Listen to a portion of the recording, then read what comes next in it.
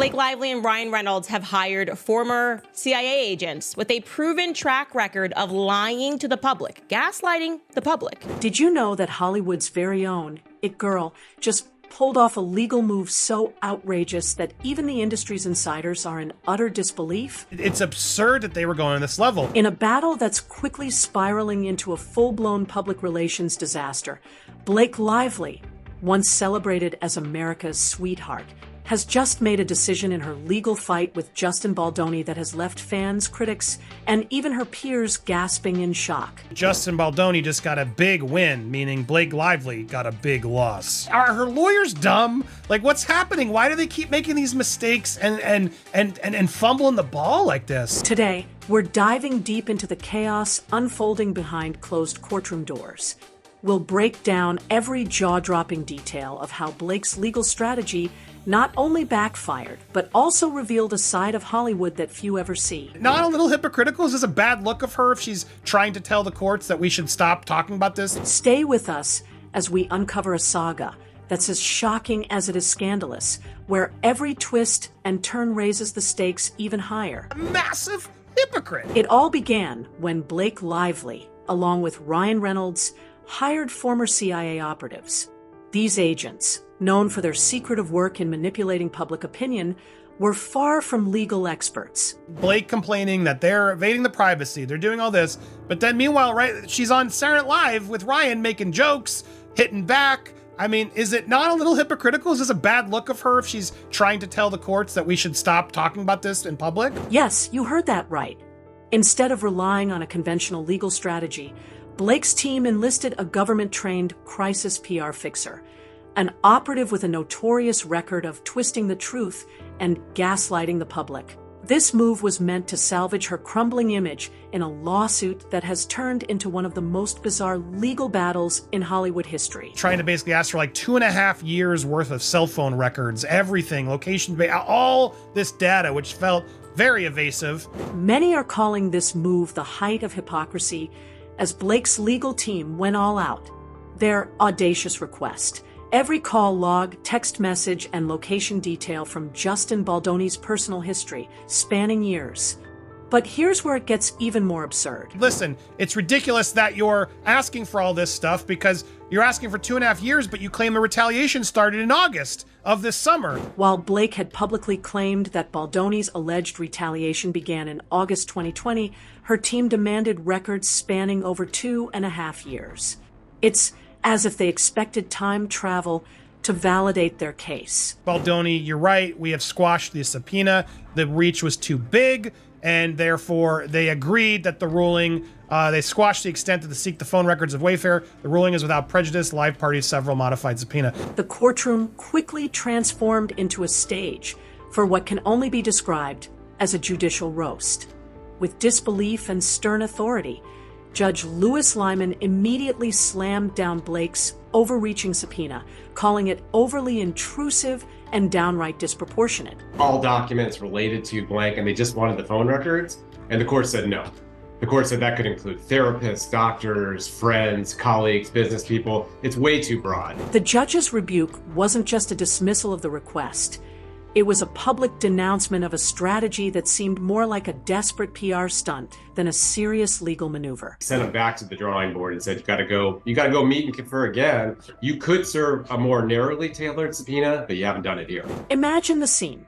While Blake's team argued for a broad sweep of private data, from Baldoni's phone records to even the contacts of his PR experts, executives, and even his doctor, the judge cut through the chaos with one clear message. This truly a win for Justin and a loss for Blake? Absolutely a win for Justin, and you're absolutely right, Andy, in your interpretation of the document. What they said is basically, they told you to go, you have to go meet and confer, and see even come up with more narrow requests. What the hell are you even asking for? This wasn't just a minor setback. It was a moment that exposed the glaring inconsistencies and timeline errors in Blake's argument, highlighting a case that was beginning to crumble under its own weight. Blake Lively and Ryan Reynolds have hired former CIA agents with a proven track record of lying to the public, gaslighting the public. Now, if you thought that was the climax of the absurdity, buckle up, When her initial legal strategy fell flat, Blake didn't retreat quietly. Instead, she escalated her game by bringing in Nick Shapiro, a former CIA deputy chief of staff turned crisis PR expert. Shapiro isn't your everyday media consultant. Quietly working with Nick Shapiro, the CIA's former deputy chief of staff and senior advisor to former director John Brennan. So this guy, high up, just about as high up as you could possibly get. He's a man whose career was built on controlling media narratives and manipulating public perception. He even played a significant role under former CIA Director John Brennan, and was one of the intelligence officials implicated in spreading disinformation about Hunter Biden's laptop in 2020. Take out, smear, and destroy the reputations of people that they don't like, or people perhaps that their clients don't like. But the question is, who do they do that on behalf of? By hiring Shapiro, Blake wasn't merely seeking PR assistance. She was effectively admitting that she needed to control the narrative at all costs. Critics argue that this move wasn't about clearing her name, but about launching a full-scale cover-up. Who for sure gave that information to Megan Twohey of the New York Times, have opted to use a former top guy at the CIA for PR. So what is he doing for them exactly, okay? With Shapiro's reputation for distorting the truth, his presence in the legal battle only deepened the irony. A celebrity who once criticized others for their desperate PR tactics was now doing the exact same thing. Actual headline right now in Variety. It reads that Blake Lively hires CIA alum for crisis PR in legal battle with Justin Baldoni. Before we dive into the next twist, what do you think about Blake's decision so far? Comment below with your thoughts. I mean, that first subpoena, as you pointed out when we talked on our prior show, it was massively overbroad. It basically asked for everything under the sun, and it was crazy.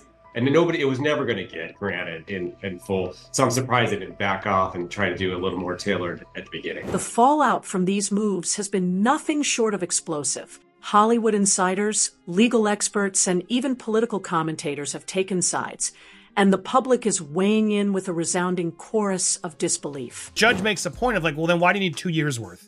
In her own suit, she alleges this campaign started in August. So why the reach for 2.5 years? It was nice to see the judge really sort of acknowledge that.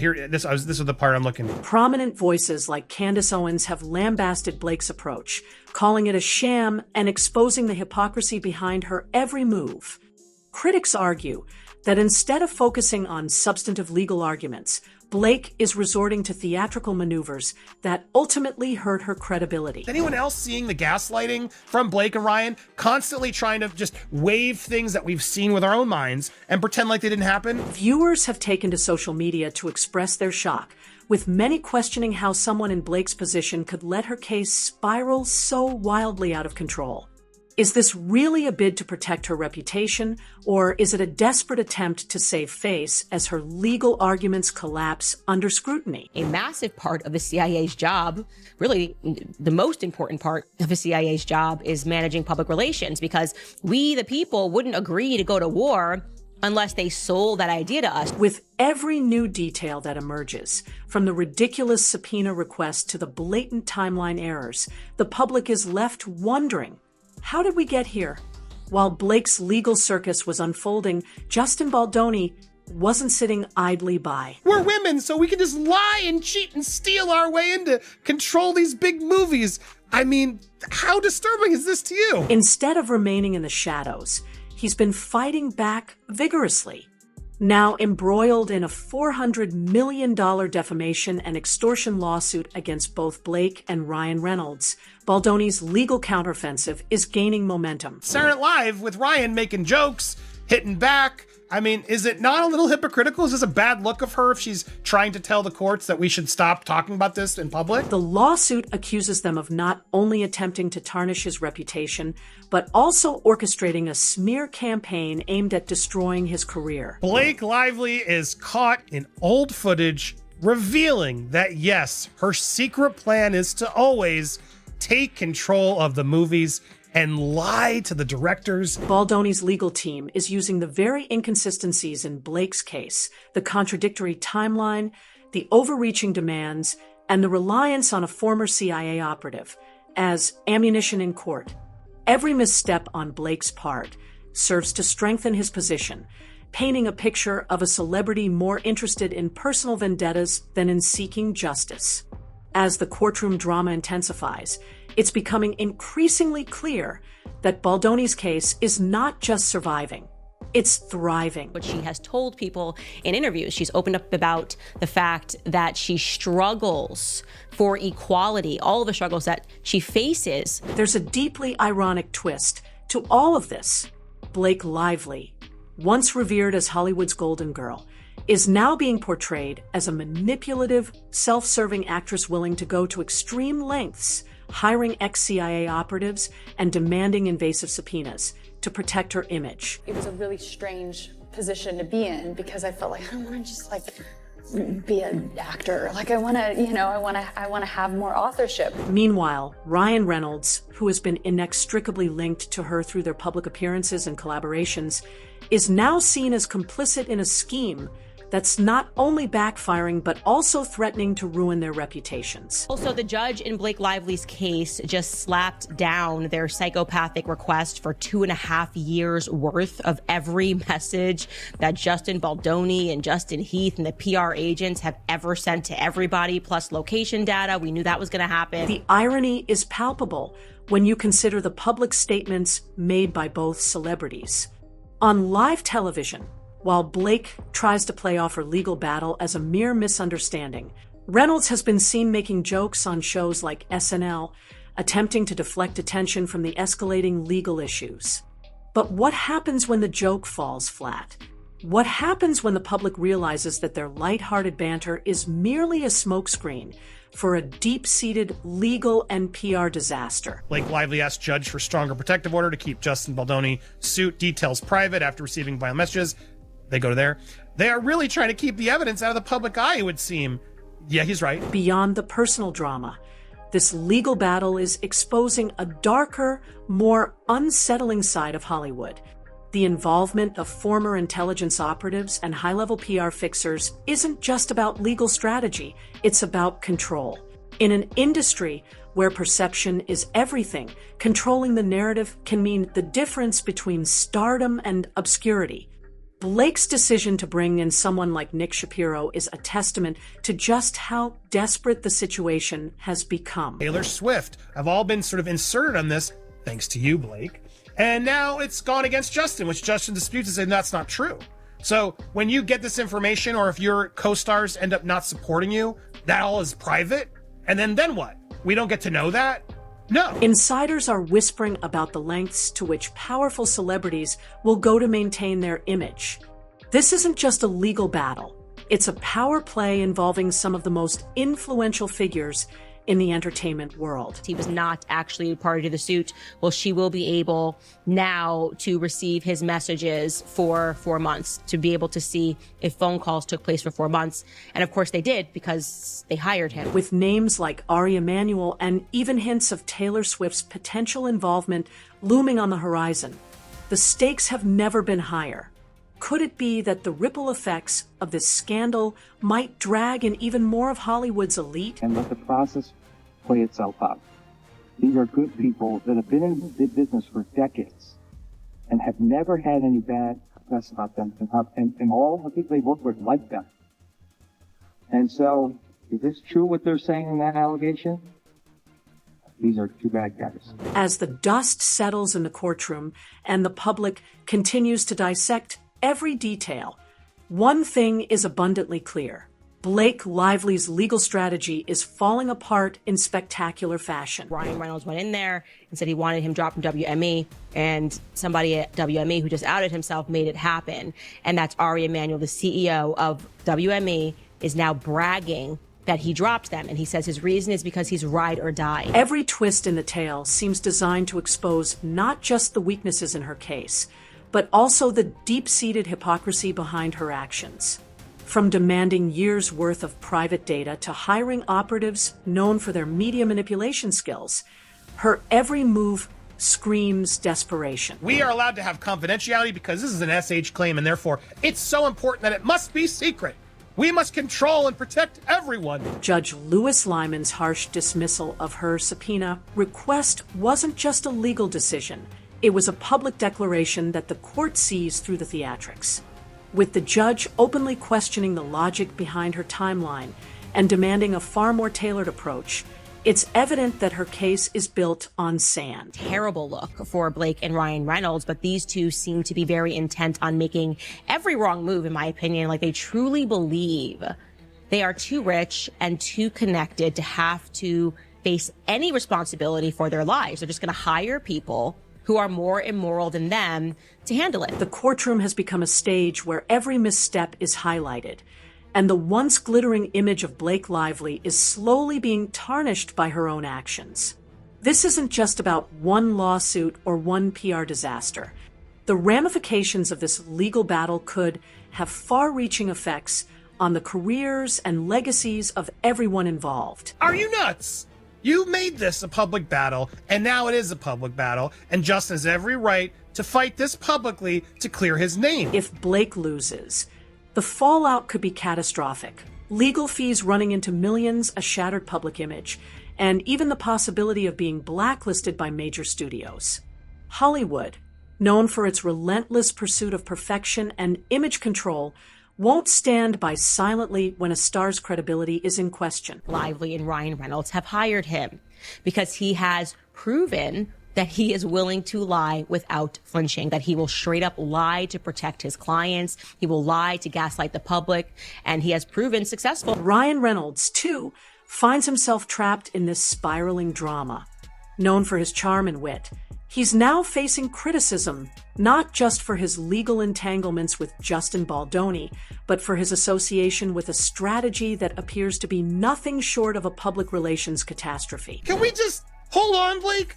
You published his text messages in a complaint that wasn't even a lawsuit, and then gave it to the New York Times before you filed it officially. You're a despicable and a massive hypocrite. The entire situation is sending shockwaves through Hollywood's corridors, with producers, directors, and industry executives all rethinking their alliances and casting decisions. After all, in an industry where reputation is everything, can you really afford to be associated with a sinking ship? Beyond just the complaint, you published it to the New York Times, and you defamed him and disparaged him, and he disagrees with you. I don't agree that all SH claims moving forward should be put in a silent, quiet chamber where we must believe the woman. Are you nuts? Are you nuts? Just when you thought the drama couldn't escalate any further, there's a twist that might just tip the scales completely. Rumors are swirling that Taylor Swift, the undisputed queen of turning scandals into cultural moments, might be dragged into this legal maelstrom. You want to have all the abilities to go online, defend yourself, publicly mock, do whatever you want, but when you want it to be private, you just get to decide that it's not how it works. While nothing is set in stone yet, insiders suggest that if Baldoni's legal team succeeds in their subpoenas, Taylor Swift's communications could also come under scrutiny.